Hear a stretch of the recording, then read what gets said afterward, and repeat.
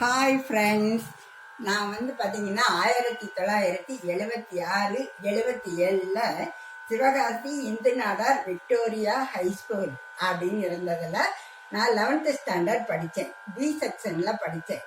இப்போ 50 வருஷத்துக்கு பிறகு எங்களுடைய பழைய மாணவர்கள் எல்லாம் சேர்ந்து சங்கமம் அப்படின்னு ஒரு இது ரெடி பண்ணியிருக்காங்க. அந்த ஃபங்க்ஷன் தரகன் கல்யாண மண்டபம் அப்படின்னு எங்கள் ஸ்கூலுக்கு அடுத்து இருக்கு. அதில் நடக்க போகுது. என்னுடைய பழைய ஃப்ரெண்ட்ஸுக்கெல்லாம் அழைப்புதல் அனுப்பியிருக்காங்க. நானும் அதில் ஒரு கோஆர்டினேட்டர் அப்படின்னு என்னையும் சேர்த்துருக்காங்க. அது எனக்கு ரொம்ப ரொம்ப சந்தோஷமா இருக்கு. இப்போ நம்மளுடைய சொல்லுங்க செல்வா யூடியூப் சேனல்லையும் யாராவது ஒரு சிலர் இருக்கலாம் என்னோட படித்தவங்க. அப்படி படிச்சவங்க இருந்து நீங்க இந்த ஃபங்க்ஷன்ல இன்னும் கலந்து கொள்ளாமல் இருந்தீங்கன்னா உங்களுடைய பெயரை நான் இப்ப காமிச்சேன் பாத்தீங்களா, அந்த மாதிரி விளம்பரம் வரப்போகுது. நாளைக்கு தினத்தந்தி, தினமலர், மாலை முரசு இதெல்லாம் வெளியிடுறாங்க.